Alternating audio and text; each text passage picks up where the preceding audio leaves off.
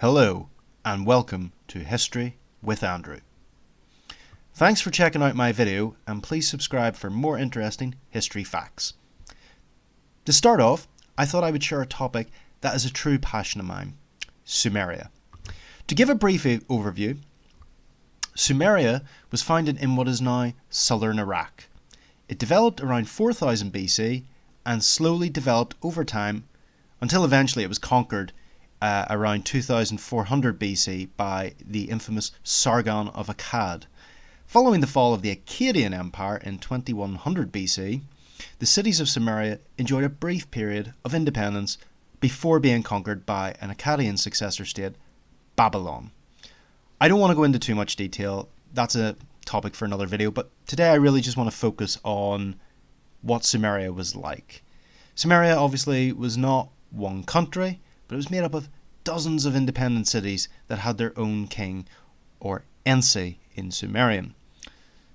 So what I want to do is look at what the Sumerians did for us. What did they actually contribute to the world? What was their lasting legacy? Well, let's look at my top 5 picks for things the Sumerians did for us. Number 1. Civilization. No, I'm not talking about my favourite strategy game by Sid Meier, but in fact the concept of civilization itself. The Sumerians were, as far as we know, the first people to actually come up with the idea of building cities. Before this, humans had generally lived in small groups and often moved from place to place. The Sumerians decided that it was more practical to stay in one place thanks to the great crop growing lands found on the floodplains of the Tigris and Euphrates rivers that made up the land of Sumeria. Another advantage of having a large number of people in one place was that people could do different jobs. This is called division of labour. Before urbanization, humans all worked together, hunting, gathering, making tools and so forth. But now, because there was a surplus of people, not everyone was needed to gather food. This allowed specialist roles to develop, such as soldiers, priests and craftsmen. This was the foundation of civilization, the idea that different roles could develop. And it was because of the Sumerians that essentially the modern world we live in is building upon that tradition of division of labour, of urbanization. Number 2. Beer. There is nothing quite as refreshing as a nice cool premium beer on a hot day. And we have the Sumerians to thank for that. Beer was most likely invented in Sumeria. We don't know when or even why. But we do know that beer was a big deal for them. They wrote about beer in their prayers, they had special beer songs, and one of the relative few records from the time that we have is actually a recipe for beer. Interestingly, beer wasn't drunk for getting intoxicated.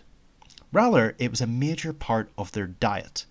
Beer was easy to make thanks to an abundance of wheat from the fields. Beer also had a lot of nutrition in it. We know that in later periods, such as the medieval period, beer was preferred because it didn't spoil or make people sick as often as drinking water due to all that horrible bacteria in the water. So it makes sense that beer had such an important cultural significance to the Sumerians. In fact, it was so important that they actually considered it as one of the meh of civilization. The meh were gifts from the gods that made Sumeria a civilized place. Number 3. Writing. The Sumerians invented the first known writing system called cuneiform. While not truly an alphabet, cuneiform used wedge-shaped marks to make pictographic symbols on clay tablets. It developed around the same time the Sumerians first began building cities, so around 4000 BC. Originally, it appears that the system was used for keeping track of food stores. So basically, it was used as a kind of accounting system. Over time, though, it became more and more abstract and began to be used in other ways, such as keeping astrological records, details of religious ceremonies, and lists of kings and rulers, which were actually a big deal in Sumeria. It became so important that even after Akkadian replaced Sumerian as the dominant language in Mesopotamia, they still kept cuneiform. So did the Babylonians and Assyrians. Even when Alexander the Great moved his armies through the region, people were still using cuneiform to write things down. Cuneiform is a very difficult thing to study. In fact, After it fell out of use in the 2nd century AD, which meant it had about 4,000 years of continuous use, it wasn't until the 19th century AD that people began to figure out what all these marks in the clay tablets meant. Even today, our understanding of cuneiform is at best incomplete. In the world today, there are only about 100 people who can actually read and understand cuneiform script completely. An amazing fact, whenever you consider that at one point it was the primary method of writing used in the civilized world. Number 4. War. I'm not going to say that the Sumerians invented war. They didn't.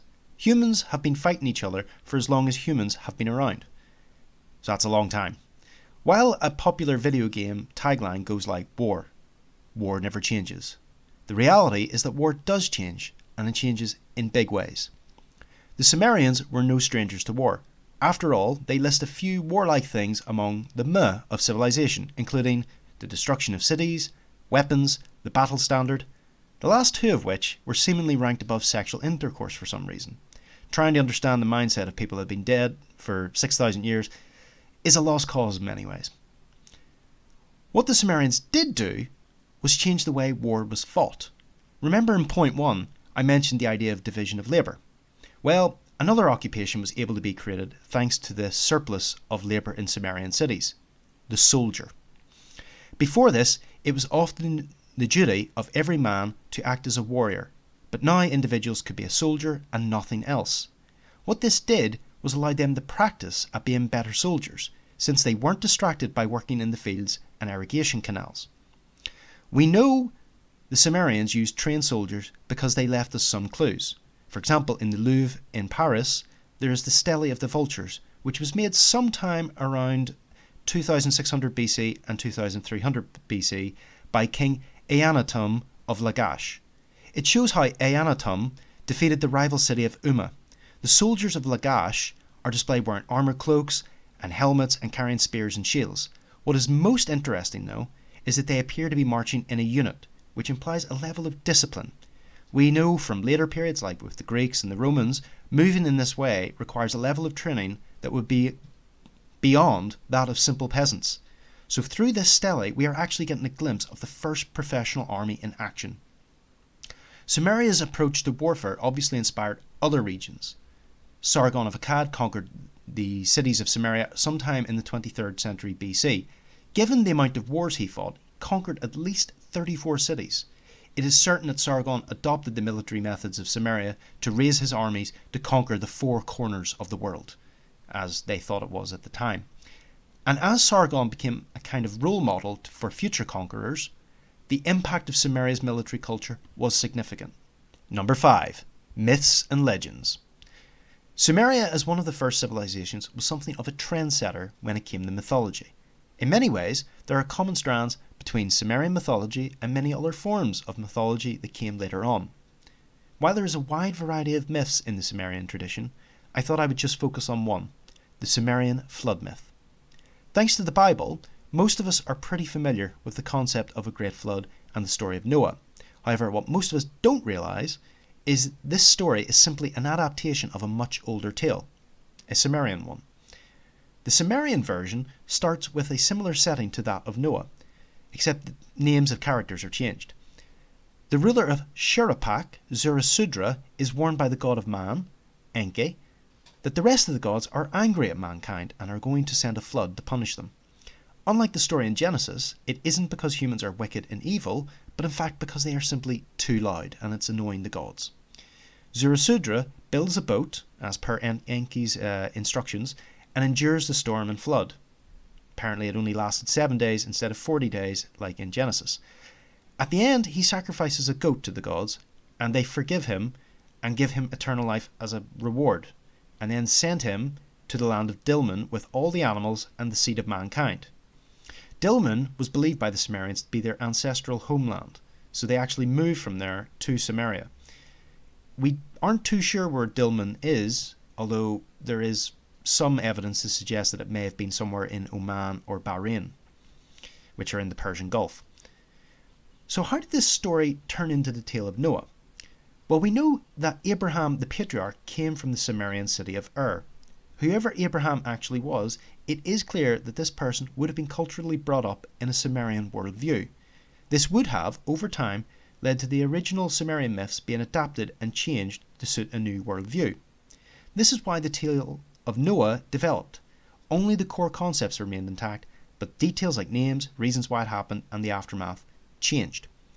The fact that even today the tale of Noah is still widely believed in is a testament to the longevity of Sumerian mythology.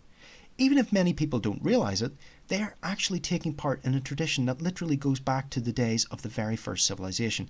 And that really is a wonderful thing to think about. So that was my top 5 picks of Sumerian contributions to history. And that's my first video. I will be looking at putting up a new video soon, so if you want to post in the comments what civilization you would like to know more about, I'll look at doing a video on the most popular one. Don't forget to subscribe, and thanks again.